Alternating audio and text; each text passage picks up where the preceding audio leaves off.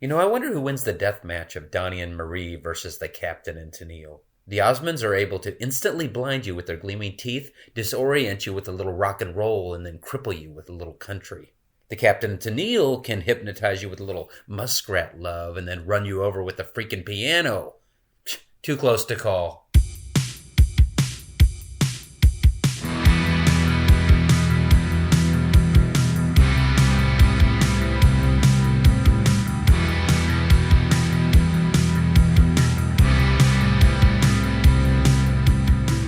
Greetings, fellow Earth babies, and welcome to Post-Punk Heartstrings. I am Jimmy James S. Butler, and I'm so happy that you're joining me. In this episode, I continue my discussion with Steve Hindalong, the drummer and lyricist for the band The Choir. We talk about their latest release, Deep Cuts. But before that, Steve had mentioned in the last episode that as they were doing the recording sessions for their Wide-Eyed Wonder album, he was driving into the studio and listening to Hypnotized by Fleetwood Mac. He said that he liked the drum rhythm so much at the beginning of the song that he began to play it when he got into the studio, and the band perked up and decided to build a song around that rhythm. He said that if you listen to Spin You Around and listen to Hypnotized by Fleetwood Mac, you will hear the rhythm. So I did a little bit of checking and prepared a little mashup of Hypnotized leading into Spin You Around. Check it out.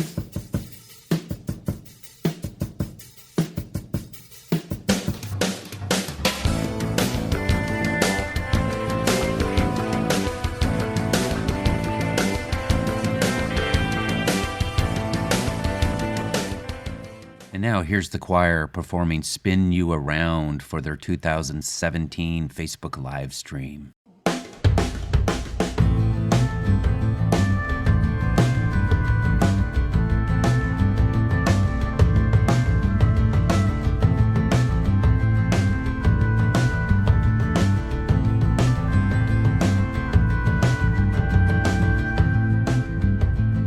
Talking to the snowman, did you take his cruel advice? Does a ghost of heaven whisper, mercy, mercy, did you hear the cock crow thrice? Let the fire rise up inside you, high enough to melt you down. Let the wind blow through your spirit and spin you around, spin you around, spin you around and around and around. Would you like to lay the gun down? Are you paralyzed with fear? Does the ghost of heaven cry out? Sister, brother, is the voice too small to hear? Let the fire rise up inside you, high enough to melt you down. Let the wind blow through your spirit and spin you around, spin you around, spin you around and around and around, spin you around, spin you around,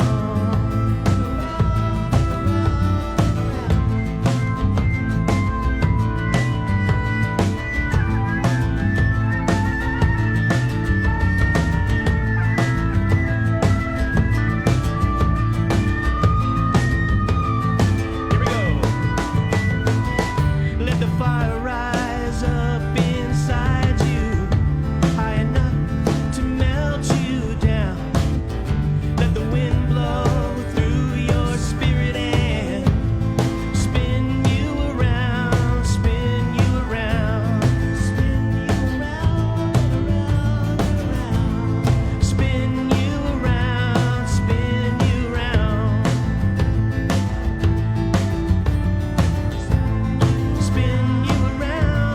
spin you around,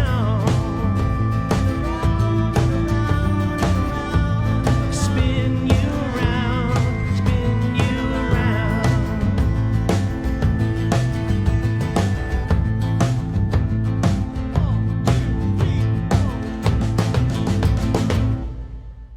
Now it's time for me to jump back into my discussion with Steve about the band's latest release, Deep Cuts. But first, Steve had mentioned that he was helping Mark Hurd record a number of sounds as Mark Hurd worked on his Ideola album. Steve mentioned that at one point he screamed and slammed the hood of a car and got that on recording, and Mark ended up using that at the beginning of his album. So I made up a little mix to lead us into Steve and I's conversation. Enjoy!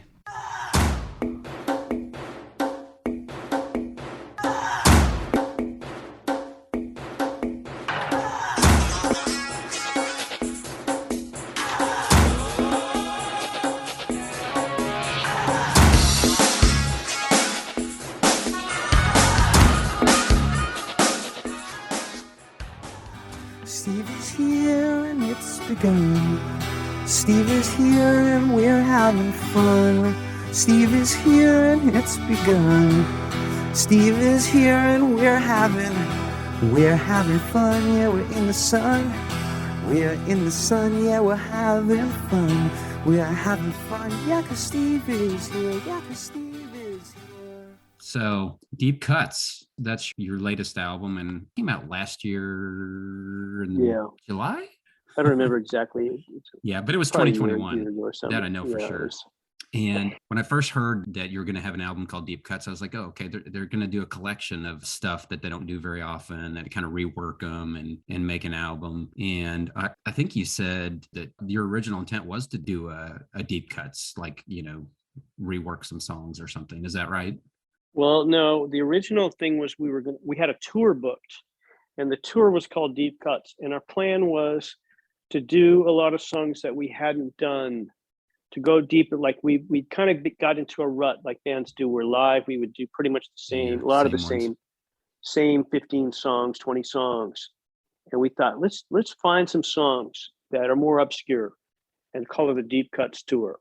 That was our plan. Okay, so for the tour. Gotcha. Okay. For the tour. So I guess the phrase was in my mind. And when we started let's have an album. You want to have an album to sell on the tour. So I thought, well, the idea of Deep Cuts, I wrote that lyric about deep cuts, which is meaning of like the scars that we have, like those wounds that we have that will never heal, or we carry them for life. The deepest cuts, childhood wounds or whatever, the stuff that we carry with us, the pain that we all carry, individual. So I wrote the song about that, a very hopeful, encouraging song. And then I thought, well, wouldn't it be cool if the record was called Deep Cuts and we were on the Deep Cuts tour? So it was almost like a marketing idea, like this is a good hook, but yet they're going to find out that the deep cuts, when we're talking on the album, it has a different meaning altogether. Well, because of the pandemic, we didn't get a tour. The tour was canceled. The whole tour was canceled. And, but we still have the album called Deep Cuts, and the title song is, that's what it's about. Gotcha. There you go. That's the story. That's the story. And we'll get to that song. I got a couple things, I want to say about that and ask, but I went in order through the album, and it opens up with Hurricane, right? Mm-hmm. Which I think you said was written before COVID. Is that right? Is that correct? Yeah. Mm-hmm. Yes, it was. And before the hurricane happened, this big disastrous hurricane season came too. But I wrote, it was sort of like almost felt prophetic in a way. Really. Yeah. Because I was just talking about, there always are things looming into society and disasters, whether real life disasters, climate disasters, and different things that happen always. Right. We don't know when they're coming. But of course, I was talking about the hurricane. I don't know, just. Well, I don't know if you said this or if I put this over onto you, but I thought that maybe you had mentioned that there was a lot going on with the political stuff, and I think the lyrics kind of relate to that as well. I wrote one down: lay the stone down, you don't have to kill or fight back, stand your ground, right. You don't have to wave a white flag, you don't have to win the war or bridge the great divide. And that was definitely about social media wars. Yeah. And that's what I got out of it too, because it was like there's this pervasive feeling that we have to understand everything, we have to be right about everything, and trying to convince, getting other people to agree with us that and have the last word. That kind of becomes a false validation for us. Mm-hmm. And at that time, the social media wars was, that's what it was. That's what it was about. Yeah. I mean, that's what the song is about, the fact that we can't change those things. You can't change other people's opinions, really, strangers especially. You can't change, whatever happens. A tornado could hit Nashville, or a flood could hit, you can't change. We couldn't, the fact that there was a pandemic. We can't control these things. The only thing you can control or have some influence on is your relationships with the people that are close to you, that are right around you, your own family, your own friend group, the people in your own band. Yeah. These relationships are important, and you do have an impact on that. And that's what I was saying, like, hey, focus on your own, Well, that's really, that's really your world, That's everybody's world. That's right? What matters. You can do that. Like, if you got a problem with your brother or your mom or your friend in your band or whatever, work that out. Quit being such an asshole in that regard. You know what? You can't get on social media and change anybody's political opinion, really. I mean, go ahead, but I mean, they get so emotional about it, about something that you really have no control over who gets elected. You can have your vote. I could vote, but I'm not in control of who got elected. That Joe Biden's a president or Donald Trump's a president. I don't have any. I can be mad or have feelings about it, but I have no influence over it.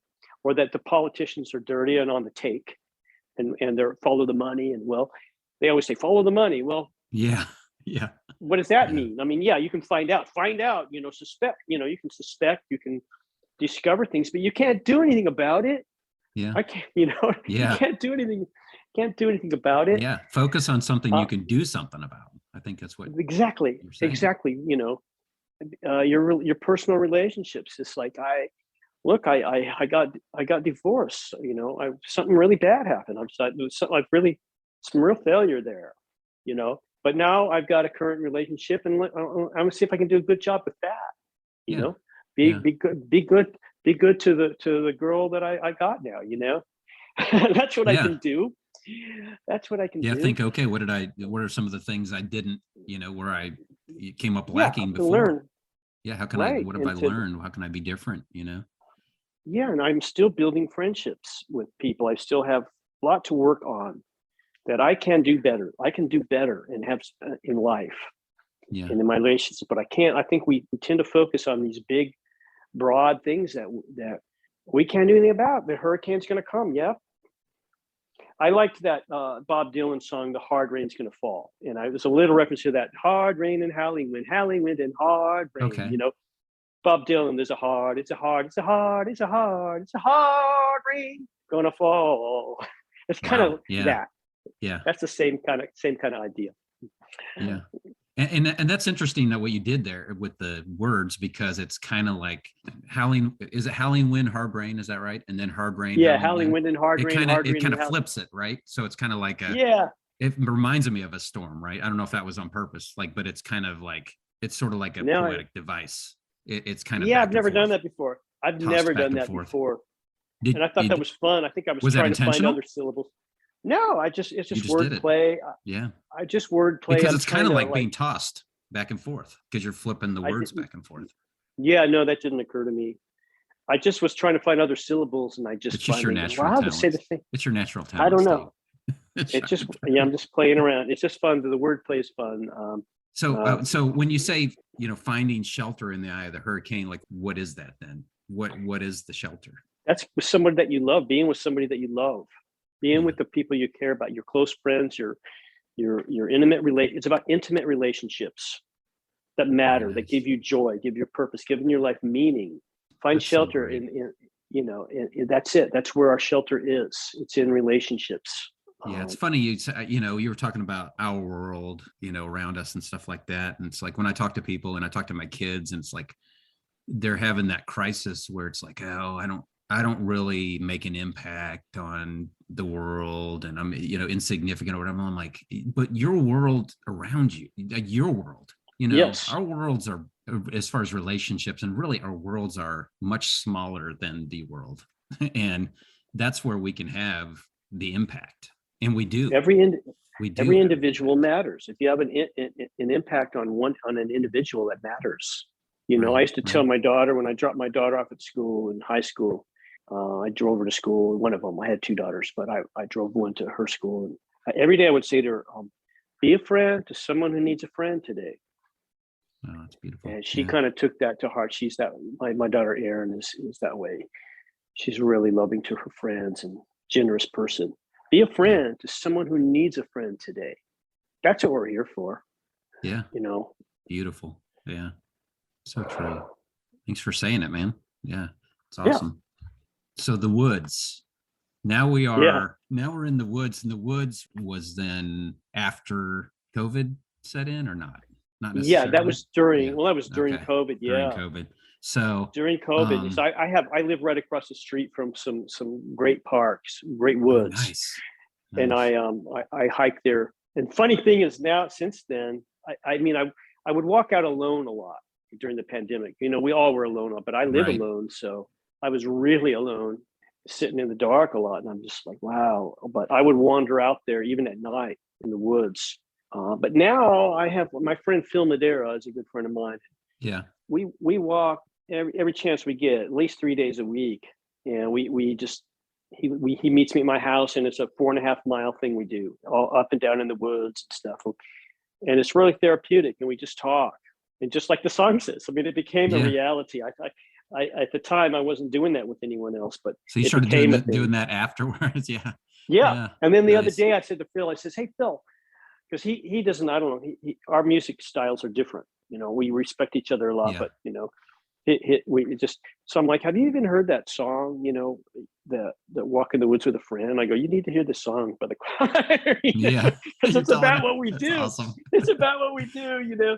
So yeah, I love that song. I love a couple of weeks ago I met an old friend from college down in Oklahoma, and you know, I listened to Deep Cuts quite a bit on, you know, while I was driving, and he and I went on a hike, and it's a place called Charon's Garden. It's down in southwestern Oklahoma, and it looks like God picked up some of the foothills from Colorado and dropped them in Oklahoma.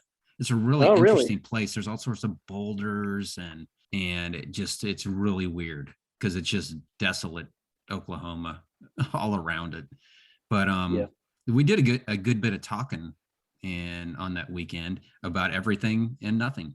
You know, we were talking a lot, and then there were times where we were just walking and just kind of together experiencing each other, but not really, or just talking about inane things, right? And it was one of the most refreshing times, you know, I've ever experienced, certainly in quite a while. And we were literally and figuratively, you know, walking in the woods. And I wrote one of the lyrics down from this because I think it's the first mention on the album, or maybe it's the only.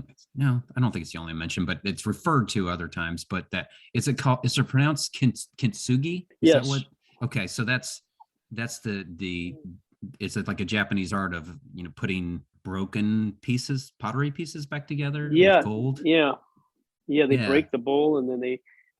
I don't know if they break it themselves or if it's broken or what. It's broken already. It's put together with gold. And it's built on the idea that embracing, you know, imperfections or flaws, you know, you can make something beautiful out of that, or something, you know. Right. And so the lyric is a bowl of gold through cracks becomes a treasure. One man's pain is another man's pleasure. Every drop of rain might be a blessing or a curse. Love endures the weather for better or for worse. I mean, that's just such a beautiful thing. And that's just really, I love it because it's just in line with everything that I've spent the last decade or more trying to communicate to people. The flaws are what really kind of make us beautiful, you know? Right. And, you know, I just love the imagery of that. Well, I got to credit my girlfriend for two of those. Jenny, we were on a hike, and she said one thing. She said, every creek is a trail worth exploring. And we were walking down a little creek, you know. Yeah. And I thought, oh, that's such a great line. There you go. That started me down the path of the song. Nice. And then I said, you know, every tear flows downstream from a story. I love that. I love that line. You know? So you have the nature part, the nature part, and then you have the real human part. But anyway, but she also said, this thing Kintsugi, this Japanese art. She told me about it. I never heard of it. Oh, she told you about it. Okay. Yeah, I never heard of that. And she's told me, because I was talking about the idea of deep cuts at that time. And I think I'd written the song Deep Cuts already. And she said, that reminds me of this, she explained to me what that kintsugi was. And I thought, that's really cool. So I worked it into the song The Woods, but it's really the theme of the song Deep Cuts. It is. But I just wanted to absolutely credit her for that. I just wanted to share that. As you should. Ginny, my girlfriend Ginny. She's bringing it to she's bringing a lot to the table, Steve. Yep, pretty good. That's awesome. Anyway, that's that. Yeah. So then the next one is Kindred Spirits, right? And I thought this was interesting because it's another one, what I'm going to call a subtle, gentle rebellion, in that it challenges, because kindred spirits. It's like, oh, there's a few people you meet, Steve, who are kindred spirits, right? You have this handful of people that you identify with and that you relate to, but you're saying in the song that you're pointing out the commonality of everyone, right? And commonality. Yeah, commonality. And the lyric is mystified, that I wrote down, is mystified by a zillion stars shining down on seven seas. It isn't so hard to realize our commonality. And we're kindred spirits, everyone dancing under one glorious sun. Children laughing, children crying, their souls undying. Kindred spirits free flying. So you get a little throwback in there too, right? To flee flying souls. But I that's why I say it's another little gentle rebellion. It reminds me of something like that Jesus would say, right? Like, here's what you understand kindred spirits to be, but I tell you, here's what we're all kindred spirits. It kind of gives me that flavor. Who's my neighbor? You're the Samaritan is your neighbor. Yes, it's going against the grain because people want you to pick a side right now. Like and I try really hard with my social media not to draw wedges. Look, I've traveled this whole country, blue states, red states, and I love people everywhere. That I don't agree with everybody. We all have our different opinions, but we didn't used to know, what side you were, whether you're left or right, because we didn't have social media and Facebook, and you're declaring you're about what am I? I'm a conservative or I'm a liberal or whatever. We didn't know. We just went and these were our friends, and now a lot of these friends that I've developed relationships with, all of our audience, our fans or whatever, our friends after 35 years of traveling. Now I know what political side they're on, but I didn't, and it didn't matter. And so like to try to have commonality is like, if I post some neutral, I posted something kind of neutral, and my daughters were really mad at me, you're not taking a stand. It's Dad. Too neutral. It's too neutral. Right. It's too neutral. And then on the other side, somebody was really mad at me, and I'm like, wait a minute. They don't want you to go down the middle and say, that's why I like this, this game Wordle everybody's playing. Yeah. Do you play that on the every day? Okay. What I like about it is that, for one thing, I like word games. It's a simple little thing to do, but everybody every day is going for the same word. Right? Yeah, it's so simple. Right. So I like that commonality. And so every day, if you know how you get it in 1, 2, 3, anywhere between 1 and 6, whatever my score is, I look for people, because I'm at my limit, 5,000 Facebook friends. I have been for years. I got in, Steve. So I can't. Yeah, you got in. I think you friended me, which was really surprising, but anyway. I mean, I keep a few spares. I only get rid of people if they really piss me off. But but if I do, then I'm good. I clear a spot because I meet somebody new and I want to add them, whatever. But every time I see a Wordle score that got the same score as me, I tag on their thread. I don't post my score, but I tag on everyone's thread. So you got 3, I got 3. You got 4, I got 4. And I scan through, and I'll see like 30 or 50 different people that posted their Wordle score. And if they got the same as me, I tag it. And then it's a way of just saying, hey to somebody, hey, you. Because most people that are my Facebook friend, I don't really know them. Yeah. Right. They're, they befriended me because they know my band or whatever. But so I'm like, hey, you. And then they're like, I don't like if they got a 5 and I got a 2, I don't post like I beat you. I don't want to do that. Only if they got my same score, Right. That commonality. Just commonality, man. Just a little commonality. We need it. And a little is all it takes, we have so many times, right? And it's like I said, we all love our little ones. Yeah. You know what? Some guy reached out to me and said, guess what? My wife is from Singapore and she moved, and now we live in Saskatoon. You know, I go from Singapore to Saskatoon. And she goes, and she loves her little ones too. You know, so that's a literal somebody. Saskatoon. But Singapore. You've mentioned that a few times, right? What the Saskatoon? Canada? Yeah, I like that. The links. I threw it in. I keep throwing it in. What happened was one of our albums, our engineer was Canadian, and we weren't paying him hardly any money. It was like Flap Your Wings, I think it was. Flap Your Wings.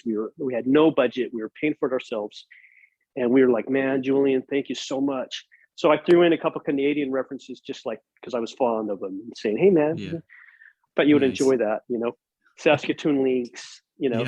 And then Joni Mitchell. I'm a huge Joni Mitchell fan, and she's from Saskatoon. Oh, okay. So I know that. I don't know. I like the way it sounds, and so I enjoy when I like something. I just enjoy repeating it and throwing it in, and people wonder, like, what's the deal with Saskatoon in Canada? Yeah, what's his deal? Nothing really. You know, just like the way it sounds. I like the way it sounds.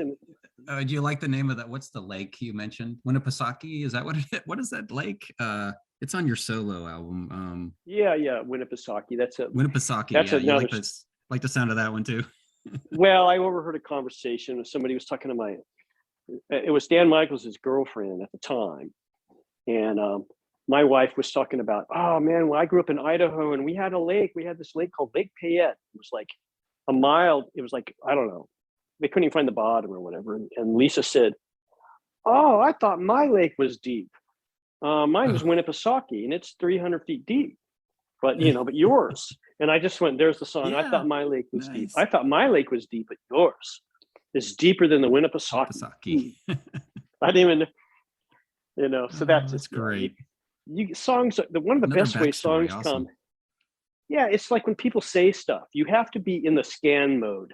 Like always in the scan mode, if you gather ideas. You don't have to write the song right there and then, but if you get a hook line or somebody says something, you go, oh, that's an idea. I'm going to store that in my mind, or write it down now on my iPhone. I put it in my notes immediately.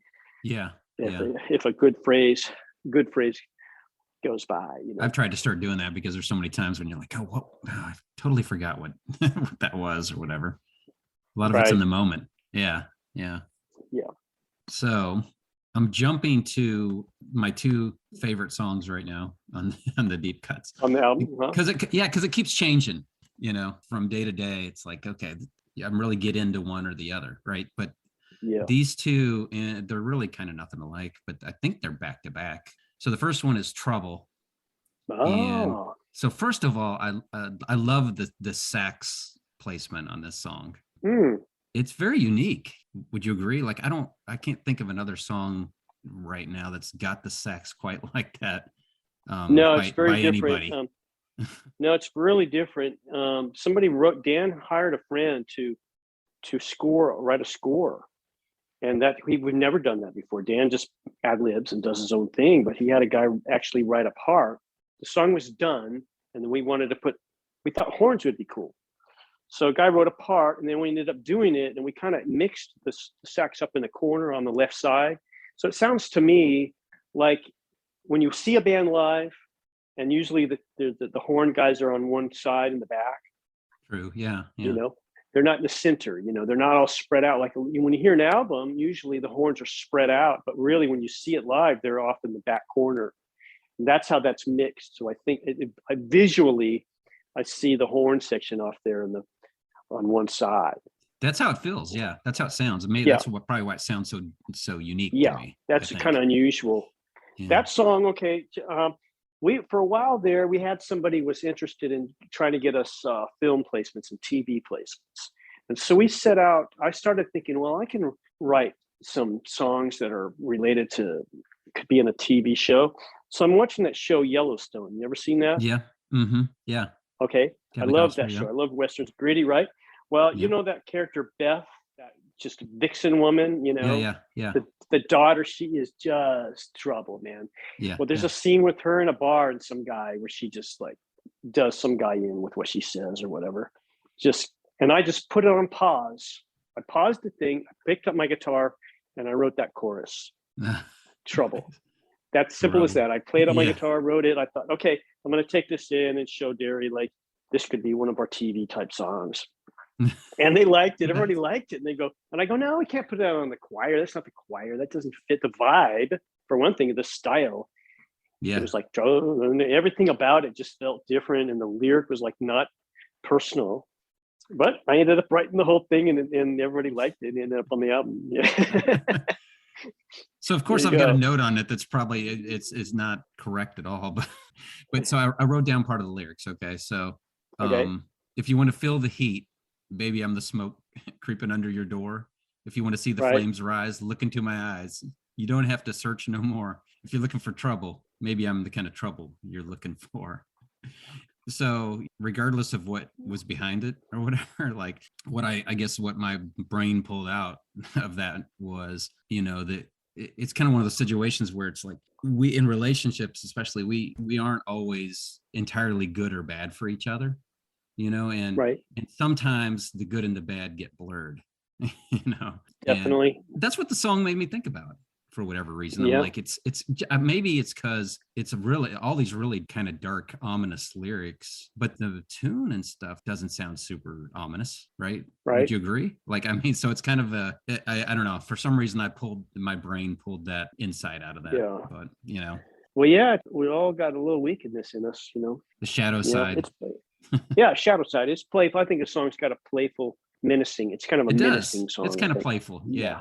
Kind of menacing. It's menacing. I relate to it. I mean, I identify with that character a little bit. And it's like, we you want it, but it's trouble, right?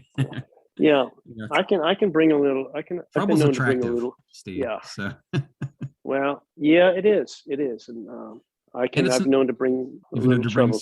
You brought your share of trouble. I have. Okay, so and then the other song's "The Fool." I think they're back to back.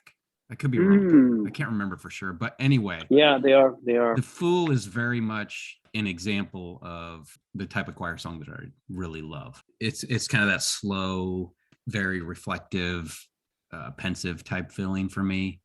And it kind of struck me.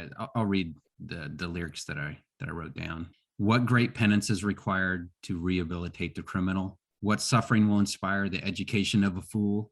How many lashes will it take to motivate the reprobate, rolling in the cool mud like a happy-go-lucky mule? It's a far cry too late to atone. It's a far cry too late to atone. You're fresh out of loopholes, bereft of mercies to be shown. And I kind of got from this that it's self-reflective, maybe? I mean, is this about you or for yourself? For you know, and or maybe, but also maybe a cautionary song at the same time. No, it's a straight song to myself. Straight song to yourself. Yeah, I'm singing straight to myself. A couple of things that are very specific that I feel a lot of remorse about. Gotcha. And I can't undo it. Some things can't be fixed. You know, I love the things that we can fix, but some things just cannot be fixed. And I have a couple of things like that in my life that man, I feel bad. Yeah. There's that transparency, you know? Yeah. Yeah. Mm-hmm. So I wonder who are the background vocals? There's a female singing, right? I couldn't find it in any of the credits I saw. Remember who that is? Yeah. It's Mason Zagoda is a young girl. I think she's only like 24, and she was an intern at the studio where we work a lot with a guy named Stephen Leinwicke, and he mixed the album, but she just was an intern working there, and she's got a great voice, and she's a solo artist herself, an artist herself. I played drums on her EP, and I loved her voice, and we used her as a background singer on that, and she sang on Bloodshot. We started using her on a few things. Yeah, so Mason Zagoda. Very nice placement. Very nice choice. They sang together on a couple things. Steve Mason from Jars of Clay is the other guy that we use a lot on background vocals. In fact, he's on there too. He's singing on the same song. Whenever I credit him, I get a kick out of it because his name's Steve Mason. Her name is Mason Zagota. Right. So I always put it like Steve Mason and Mason Zagota, just so I could put the Masons right next to each other. Whatever. I get a little, when I'm doing the crowd, you always do the credits. So I do stuff like that. Yeah, I'm like, that's cool. Look at that. Nice. All right. So Deep Cuts, that's the last song actually on the album.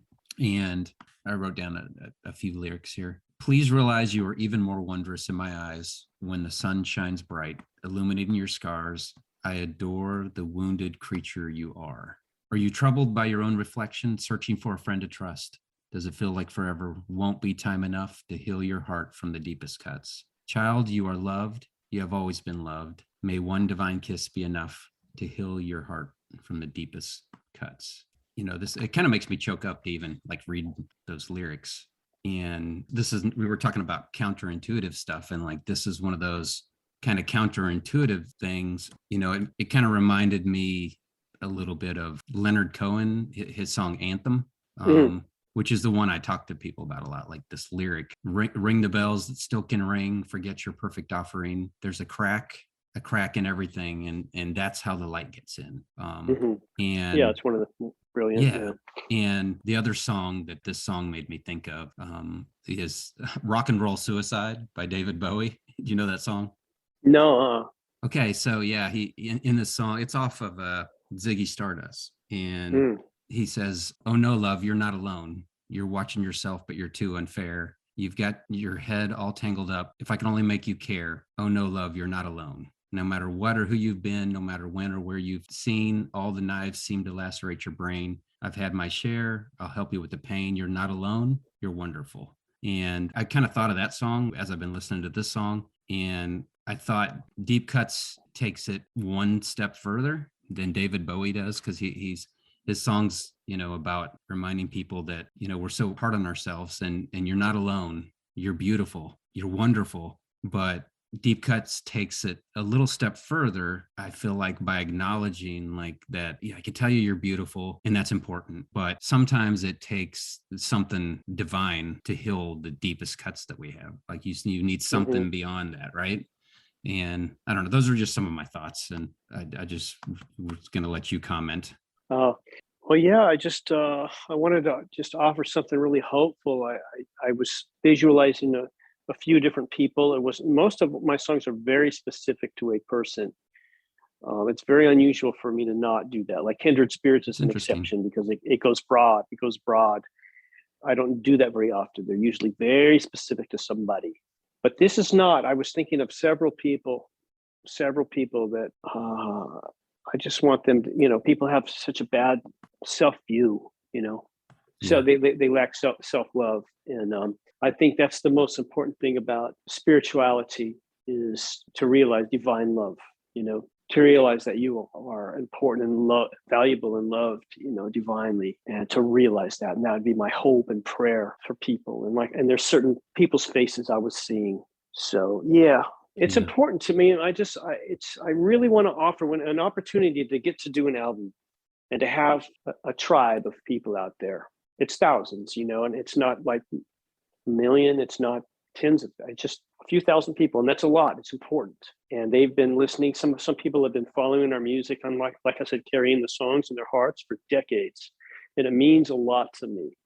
And I want to offer something to them. You know, I want to offer hope. I want to offer encouragement. I want to offer truth. And some songs. And I think you've been doing that all along. Trying to. And it's an honor to get to do it. It's a privilege to get to do it. Music, we have to, and we get to, because we don't know how to do anything else. You know, we've rowed our boat out on the lake so far that we cannot see the shore. You know, there's nothing else we can do. Sometimes you just lay in bed and think, what else can I do to make a living or to survive or do something, you know? Derry's had a hard time this year. He's had some hard things happen to him, health-wise and just financially. It's like really, and it's like, what else can we do at this point? We only know how to do this music, make music. That's all all we could do. And you weren't so able we to have tour, do. so you lost No, we part of weren't that. able to tour. Yeah. Yeah, weren't able to tour, and I say that our investment has paid off in many ways with people. That how you said we spent time with our fans, and we always did. We always did, and enjoy that. And now we're so many artists are dependent now on social funding. Like Kickstarters and all these things. Yeah. And that has kept us afloat. That is our audience, because of we invested in them, and they in turn invest in us. And they keep us buoyant. And there are some really generous people. Because some people, music is free right now. Like you don't have to buy music. It's on Spotify. Free.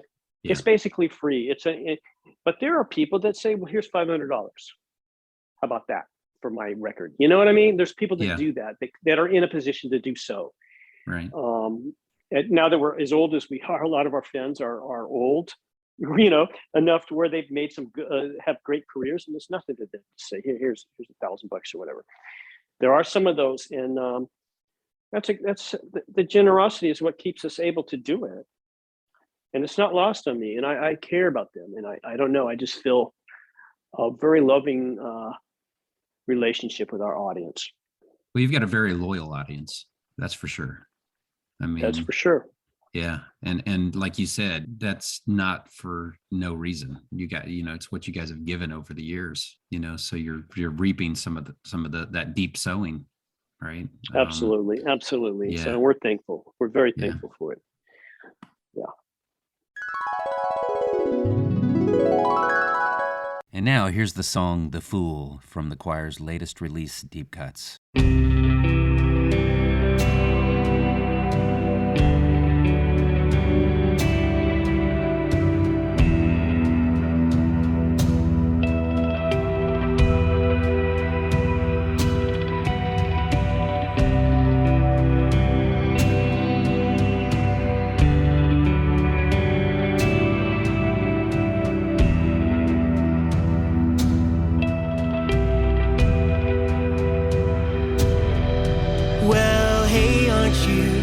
The brazen one, swimming naked in a lake, oblivious in the darkness to venomous snakes. If you haven't learned by now, you will never learn. Just keep dancing near the fire until your sorry feet get burned. What great penance is required to rehabilitate the criminal? What suffering will inspire the education of a fool? How many lashes will it take to motivate the reprobate? Rolling in the cool mud like a happy-go-lucky mule. It's a far cry too late to atone. It's a far cry too late to atone. You're fresh out of loopholes, bereft of mercies to be shown.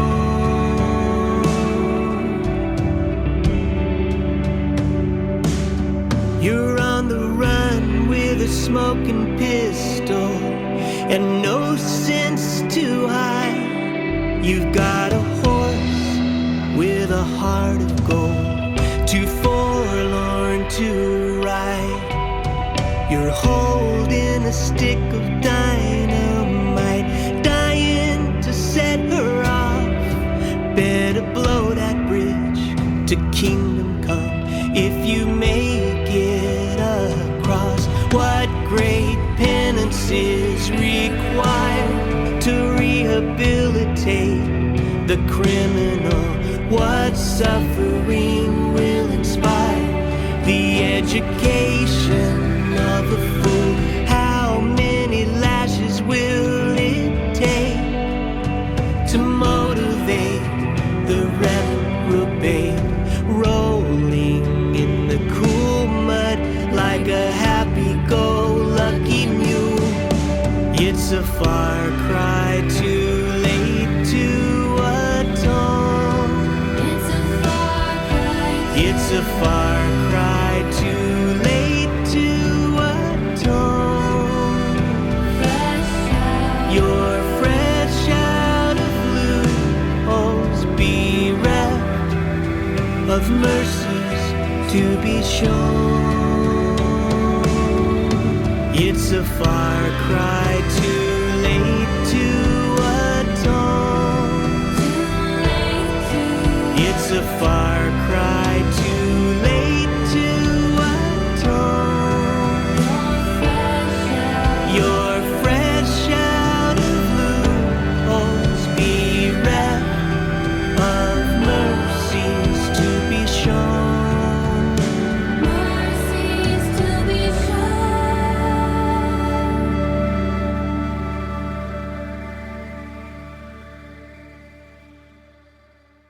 And now we'll return to Steve and I's conversation, where we talk about some of the little Easter egg throwbacks that he puts into his lyrics, as well as some of the bands that he's been listening to. But first, this. What's happening, hot stuff?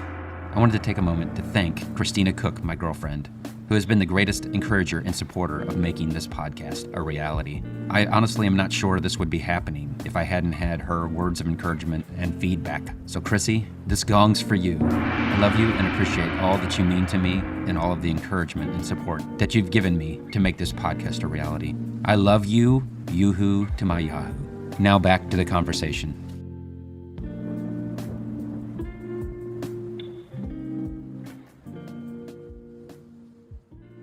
All right, so I got a few other things. I know we've been talking for a while, and I appreciate all your time.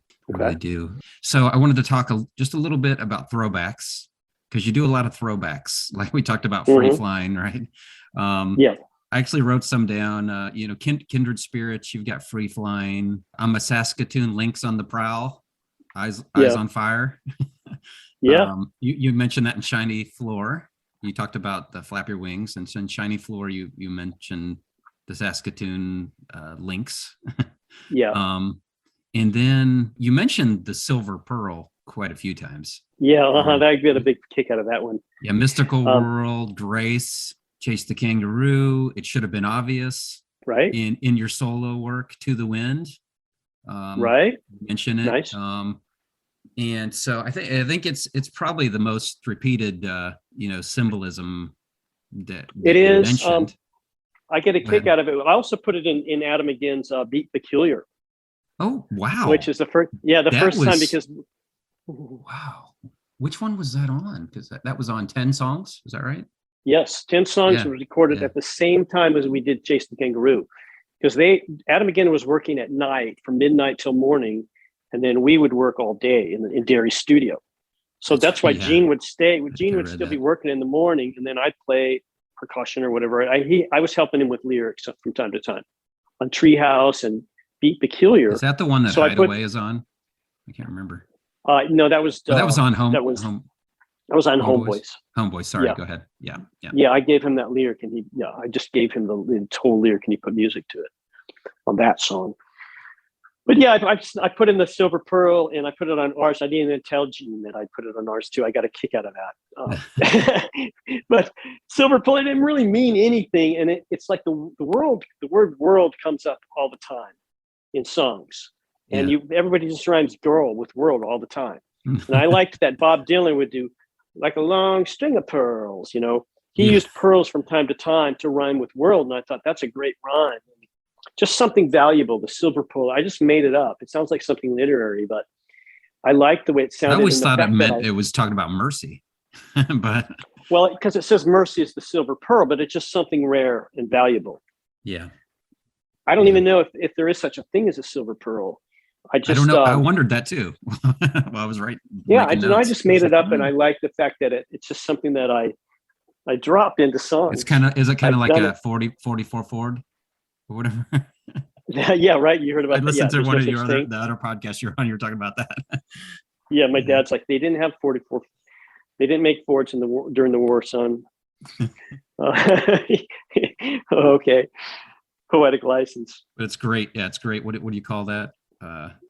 I forget what it's called when you have the same sounds at the beginning of the 44 Oh, alliteration. Yes, Yeah, exactly. 4440. It just sounded good, so I just went with it. But yeah, I'm sure a lot of other people have said that, but the little throwbacks, that's another I enjoy reward. doing that. Yeah, That's another reward yeah, for fans, because that's what I'm we doing. know them as you always put them in there. They're Yeah, always in there. So and it's exciting. Oh, I know that. yeah. It's just for those that have been listening all the way. A little find. It's like a All little of the Easter egg hunt. throwbacks are silver pearls. Yeah, For us to find. right. Yeah, it's fun to do. Mm-hmm. So I think I mentioned I've seen you guys quite a few times. I say quite a few. I've probably seen you 6 or 7 times, your band. And I think that was mostly because I spent a lot of years with no money and, Right. and a lot of kids. Are you guys making plans to tour? Or are you kind of still waiting to see? Because there's a lot of places opening back up now. So, but I don't know, where you guys are at on that. I don't know. We'd like to. I just honestly, it depends on how good Derry feels. Yeah. He's had to recover from some things. I think he's on the mend now. Yeah. But well, there was the pandemic, and then there was that. So yeah. So I think we will tour again. We don't have a bass player, so we always had to bring Mike Rowe out from Sacramento. He does great, and that's a so. But then we have to bring him out from Sacramento. We have to rehearse for a week, and we can't really do like one-offs. We have to do a whole tour for it to make sense. A month at least. So I hope so, but we don't have any particular specific plans right now. Fair enough. Yeah. So one of my other questions, music, gets us through life a lot of times, at least for me. I'm speaking for myself. Maybe I shouldn't speak for everybody, but in the year 2020, COVID turned, you were talking about walking alone, right? COVID turned many of our cities into ghost towns, right? Right. And that, along with, all the political and civil unrest, made social media both a war zone and a wasteland kind of at the same time. We kind of talked about that, but, things were just really dismal in a lot of ways for so many people. And I'm including myself in that. And I'm usually pretty optimistic, but, music, it's got the power to bring hope and encouragement. And I had a couple albums like during that year of 2020 that were like kind of just were like bright spots for me. So I wondered, were there any albums, that either came out or that you discovered that year of 2020 that were bright spots for you? Well, I just really, I'm a big fan of those Philadelphia bands, the War on Drugs and Kurt Vile, who Kurt Vile's new album just came out. Yeah. Kurt Vile just came out, I think, Tuesday. I'm a big fan of that. So I listen to those records. There's an album called Deeper Understanding from War on Drugs that is my favorite. And I listened to that probably the most during the pandemic, that those two artists. And they started out together. I mean, Kurt Vile was in the War on Drugs. Oh, I didn't realize that. Okay. Yeah. Huh. They're just guys in Philadelphia strumming guitars and singing Dylan songs. They both sound like Bob Dylan kind of. But I really like those. I've seen them a lot in concert. And I just today I bought tickets to the War on Drugs. They're coming to Kansas City. It's a great show. It was interesting. This guy that he's actually kind of semi-retired. He retired, but he kind of stayed on contract. I work at a lubricants company. I'm a quality control manager there, but I hadn't seen him in forever because he's been out of the office, with all this COVID stuff, and he kind of retired, semi-retired, but he's this really interesting guy because he's like 68 and he loves all of this new music and all the kind of music. He loves all the kind of music I like. And he showed up, and so we were talking. I was like, so what you got going on? He's like, well, I'm going to a guitar camp at Martha Vineyard, and I'm going to one in Estes Park later in the year. And I'm like, did you just start learning how to play the guitar? And he's like, yeah, I just, I decided I wanted to do it. And I was like, well, I was hoping you hadn't let I was wondering where you're at with your music stuff, because you used to go to concerts and stuff. So he starts listing off all these concerts he's going to. and he mentioned the War on Drugs that was here in town. I was like, well, shoot, I want to get tickets to that. I didn't even know they were coming. No matter what I do, Steve, like I always end up missing that people are coming. It's like I'm on all these mailing lists and I'm like, I still end up missing, because the National is coming as well, who I absolutely love. And Yeah, me too. I didn't know they were coming. So for me, in 2020, the Psychedelic First came out with an album called Made of Rain. And first in quite a while. And I actually saw I like them. that record. I heard that record. I love it. I think it's a very good record. That's Stan Michael's favorite band. He's seen them I don't know how many times. He must have seen them 30 times. No, I listened to the new album. One time when I walked through the woods and I listened to this new album that just came out this year. Loved it. Yeah, it's great. Oh yeah. So that was one of my bright spots. And then, are you familiar with Dramarama? Have you ever heard of that band? No, I've heard the name, but no, I haven't listened to them. They came out with one called Color TV, and they're another one of those bands that's been around for a while and came out. It's like they came out with one, and it's like, wow, they still got it. It's one of those type of things. And so anyway, I don't know. I just think sometimes it's those little blessings, right, that are bright spots in a wasteland of everything that's going on. Yeah. But you mentioned the War on Drugs. You know, one of my other questions was what bands you're listening to right now. Yeah. The Killers have a new album I really liked. Oh, I haven't heard that yet. Yeah. I do love the Killers. Nick Cave has done some recent stuff. That's awesome. Really, I just bought really it. Great. I've been buying a lot of vinyl, and I just bought this. I haven't even listened to it. I bought this Nick Cave like 3-disc thing. I'm really excited about that. There are two I'm excited about. About Nick Cave and Elliott Smith. About one of his things, you know. But who else? I really like this group called the Paper Kites. It's been around for a while. Oh, I don't know that one. My daughter told me about them. I really like that. I'll have to check that out. Paper Kites.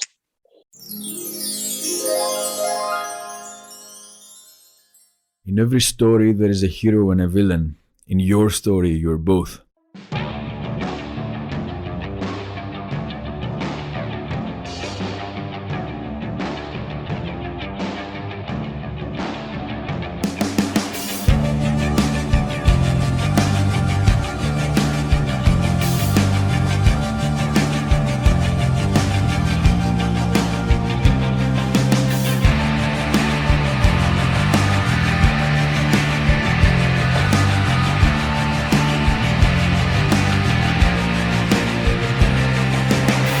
Have you been rejected? Have you been desired? Have you been neglected? Have you been set on fire? I don't practice voodoo. I don't carry a gun. I don't want to do to you what you don't want done. I'm nobody's angel. I'm not that good. I'm no red devil in the wicked mood. I'm a dedicated minister and a downright sinister man. I'm a whole lot better and a whole lot worse than what you think I am.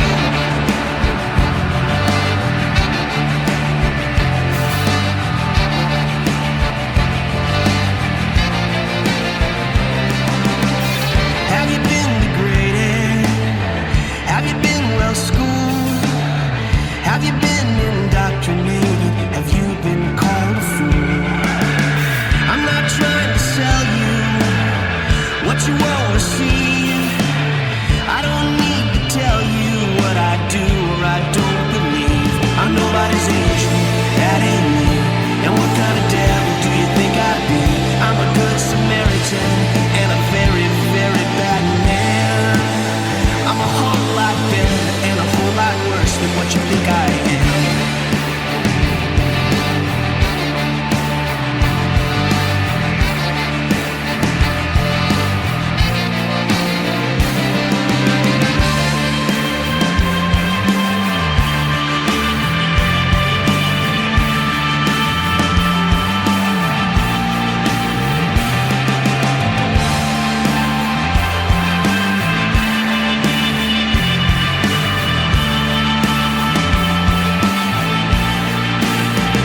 I'm nobody's angel, I'm not that good.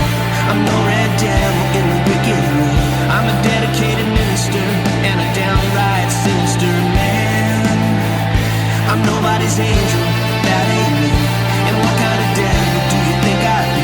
I'm a good Samaritan and a very, very bad man.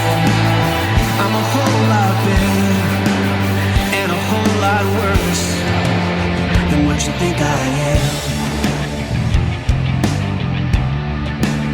Than what you think I am. Than what you think I am. Than what you think I am.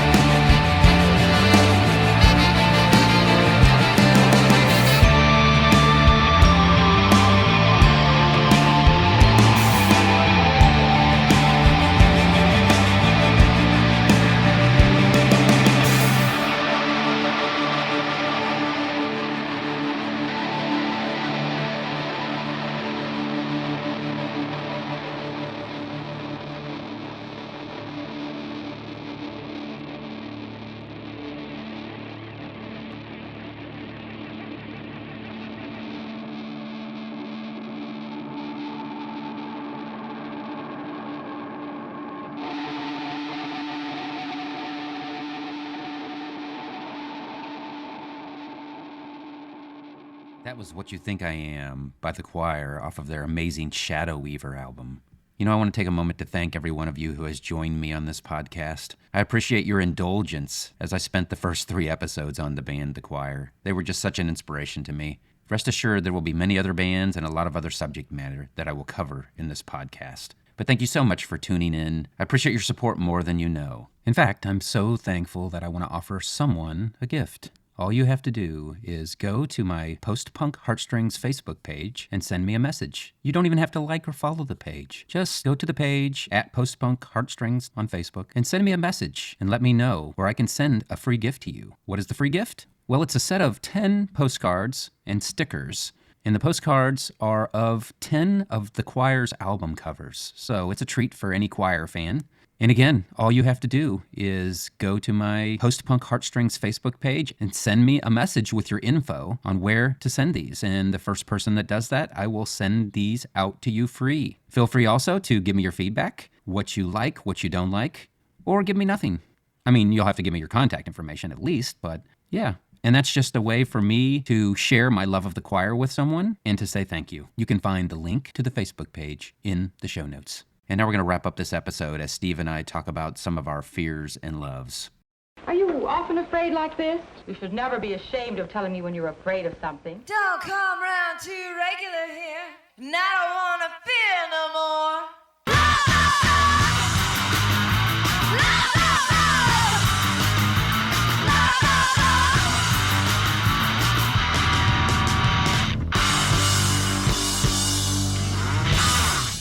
You had a couple of questions that you had asked me. I did. How do you feel about that? Do you feel That's comfortable? fine. Let's do it, man. Let's do it. You're talking about sharing a fear and a love. Yeah, that's what you said. Let's have you share yours because I usually ping pong. You hear me? I can hear you right now. Yeah. Okay, because my earbuds died, so now I'm talking straight into my. Yeah. You still sound good. You still sound good. Yeah. All right, I'm talking straight into the iPad. I can hear now. just a hair more echo, but it's not anything that's going to take away from anything. I didn't even know that would happen. I didn't know what would happen when the earbuds died, but all right. Awesome. So, we can ping pong. Okay. So what do you want to do first? You want to start with a fear? Yeah, I'll tell you what, I'm just afraid of, because now I'm 62 and I'm pretty healthy. You know, I exercise quite a bit. I try to eat good. I'm just mindful of the fact that I've seen my friends get old and sick, and, you know, people have died and stuff. And my fear would be to get a terminal disease. You know, I've seen so many people suffer in long deaths. My sister died of a brain tumor 3 years ago. She was a year younger than me. She had a brain tumor that took 5 years to kill her. So I guess that would be it. Like if I'm hoping that I would like take a hang gliding and crash into a tree, or that I go sudden. I don't want to, I guess I have a fear like a lot of people have. What if, like my dad has cancer now and he's doing okay with it, but that's just that whole thing, if I got a long, slow disease, and I'm mindful of that possibility because we're all going to die. We're all going to get sick and die. That's the future for everybody. Yeah. It's guaranteed. That's a legit fear. It is. Yeah. So there you go. That's it. Yeah. Can I tag on to that for a second? Like, that guy I was talking to today, that's that 68-year-old guy who's fit and goes biking. And we were talking about it. Like, I was like, I'm 52, but after I got divorced, I did a lot of reflection and stuff. And it's like, I kind of started doing a lot of things I didn't do before. I mean, and he's kind of like that. He's like kind of living every day, doing things and living it to the fullest. Do you feel like that? Do you feel like I'm living, getting the most, you only live once on this earth. So that's making the most of every day, Yeah, you start thinking, I've been on the earth longer than I'm going to be, more than halfway. Yeah. But a lot more than halfway, so you become aware of that. Yeah. Yeah. Well, and I was telling this guy, I was like, you start calculating in your head, like, how many more years typically do I have? And how fast did that many years just go by? Right. You start thinking about stuff like that. Yeah. But right. Well, like my career, that you're talking about, back from the time we did Chase the Kangaroo to the time we did Deep Cuts. I don't have that much time left. Yeah. That was like, I don't know, 35 years ago, something like that. Yeah. So make the most of every moment, right? Yep. Yeah. Okay. So I'll do one. Okay. Yeah, I have a fear of being misunderstood, and it'll cause me to, give long preambles when I'm getting ready to say something sometimes, or expound too much, or I have a big fear of the other person getting the wrong message or misunderstanding me and drawing conclusions from that. Yeah, that's terrible. We all suffer from misunderstandings. Yeah, I think Jamie and I mentioned we're both. I don't know if you know what personality type you are. I want to say you're probably an extrovert, but I'm not sure. I'm a little bit of both. A little bit of both. Okay, so Jamie and I are both INFJs, which are kind of both. We're sort of social introverts or ambiverts. But INFJs, a fear of being misunderstood is kind of one of the things that kind of goes with that personality type. Do you even know what yours is? No, I forgot. Okay. Yeah, I just forgot. Yeah, no problem. I was just curious. Would you just put it in the middle? Introvert versus extrovert? I just go one way or the other. In some ways, I'd be more of an extrovert. Okay. I would be, but sometimes I just got to get alone. I got to be alone. I'm okay being alone. So I get overload. And like, I'm really friendly on tour, like, afterwards with a lot of people, but there comes a time when I've had it. I can't deal with people anymore. And I've been rude a couple of times. There's just a few people that probably think Stephen Long is a real rude jerk. Because I've been that way. It's not my way. It's not normal my way, but there comes a time when you've just had it and you just need to get alone. Yeah. And that's true of anybody. I guess so. Yeah. But I would be more of an extrovert. Yeah. Gotcha. All right. You got a love? Yeah. I love my close friends, and I'm mostly thinking of guys, Yeah. My brotherhood, my brothers. I love my brothers, and I'm so thankful. I've invested a lot of time in them. I'm the kind of guy that, like, hey, if you're moving, I'm the one that wants to help you load the truck. Nice. I like to, that's my dad in me. My dad, he had a truck and he didn't need a truck. And he was always repairing it. It's like, Dad, why are you spending all that money on that truck? Because people keep needing to borrow it. Right, exactly. Yeah. So, and I'm kind That's of like awesome. that. Yeah. And so I feel like as a result here. There's that servant thing, right? Right. And as a result of that, I have some really good relationship with guys, here in town. I wouldn't want to leave Nashville for that reason. And now that I'm not married and my girlfriend is in Cincinnati, long distance, more than ever.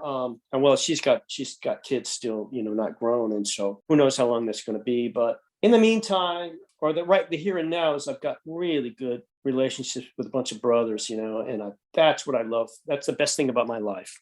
That's a really good one. I've told a number of people, like when I went through my divorce, probably the thing I was the most thankful for was my support group of friends, these relationships that I had invested in and fostered throughout my years. That was the thing I was the most thankful for, I think, during that time. I'm still thankful, So yeah, that's a good one. So my love that I wanted to share was, it's starting to get spring here. I'm in Kansas City, so we've got that flaky weather that's like 70 degrees and then 30 something the next day and back and forth. But this time of the year is when all the stuff starts to push up out of the ground, all the plants. Yeah. And, I love it, in the spring when the flowers start to reemerge after those cold winter days. And I think it's because it reminds me of hope and, this desolate, cold season, everything's dead or buried, and then the spring comes and things push up and emerge and bloom again. And that's just one of the things that I love and I'm thinking about right now because it's kind of happening. I love that the greening, I call it. The greening. Yeah. Yeah, I love it too, especially growing up in California where I did, Southern Cal. We didn't really have that so much, not much seasonal contrast. But living in Nashville for 27, 28 years, I love the 4 seasons. Yeah. Winter, you got to go through winter to get to spring, Yeah. And you're usually ready, like at the end of summer, you're usually ready, like, okay, let's cool things off a little bit.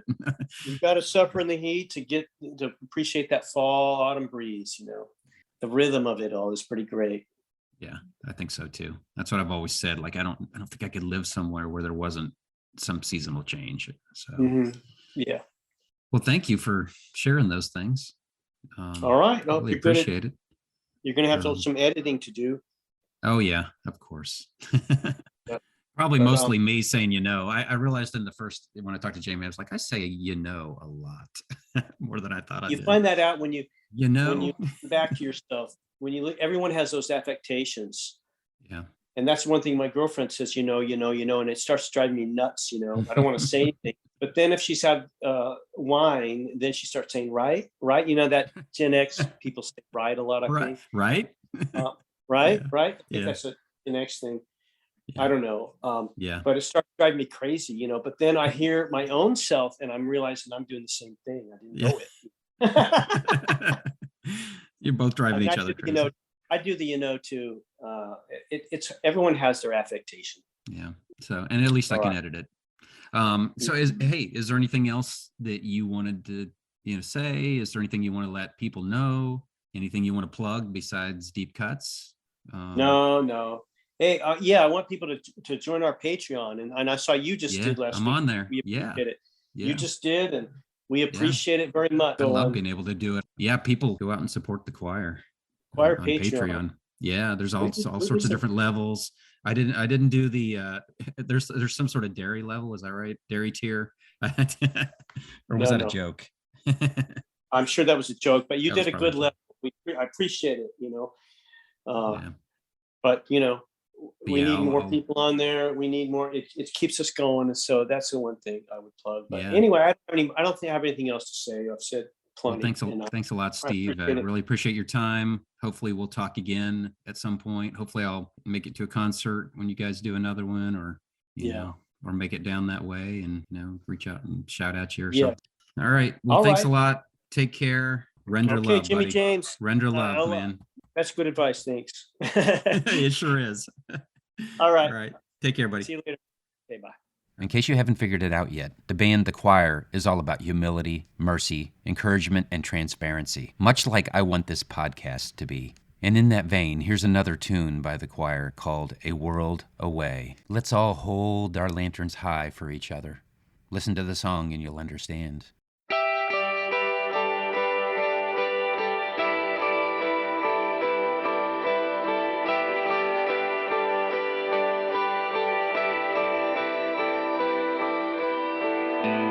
All bright things have shadow sides.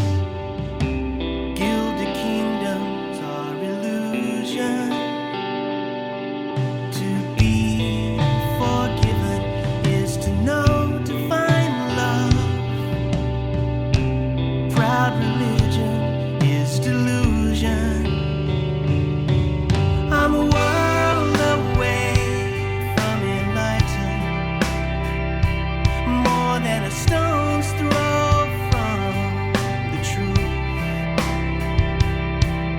I'm a sad far cry from a man who never lies, but I'll hold the lantern high for you. I'll hold the lantern high for you.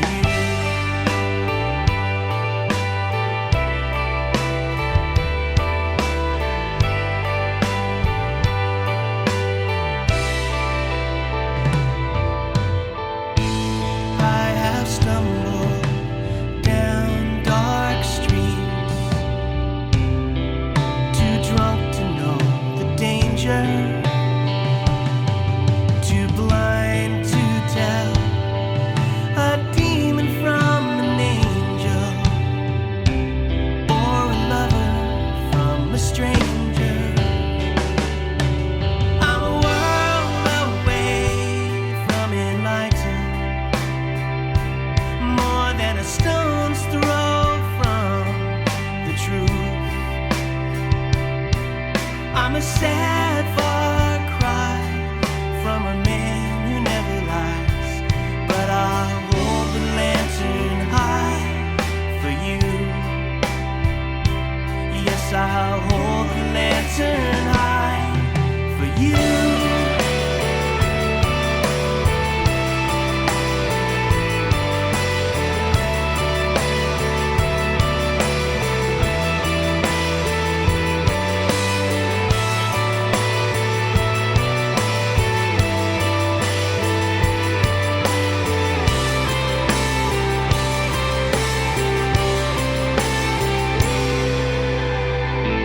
Scratching at the ocean floor, no hope to fix your eyes on. Then suddenly you're breathing underwater. Behold the luminous horizon. I'm a world away from enlightened, more than a stone's throw from the truth. I'm a sad far cry from a man who never lies, but I'll hold the lantern high for you. I'm a world away from enlightened, more than a stone's throw from the truth. I'm a sad far cry from a man who never lies, but I'll hold the lantern high for you. I'll hold the lantern high for you. I'll hold the lantern high for you.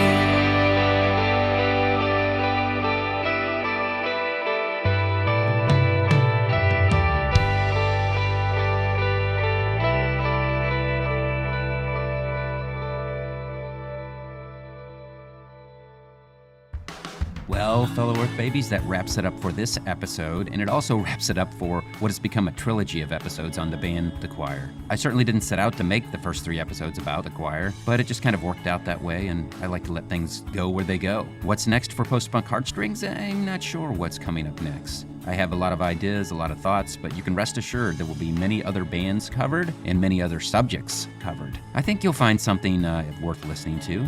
I hope you'll come back and visit me. In the meantime, please look at the show notes and go check out how you can support the band The Choir. They have a Patreon page, and this is truly how they make their living and how they keep doing what they do. As Steve mentioned, they don't know what else they could do. They've rowed their boat out into the middle of the lake, and here they are. So please, please, go and support them. Until next time, fellow Earth babies, peace, love, and mercy to you. Take care.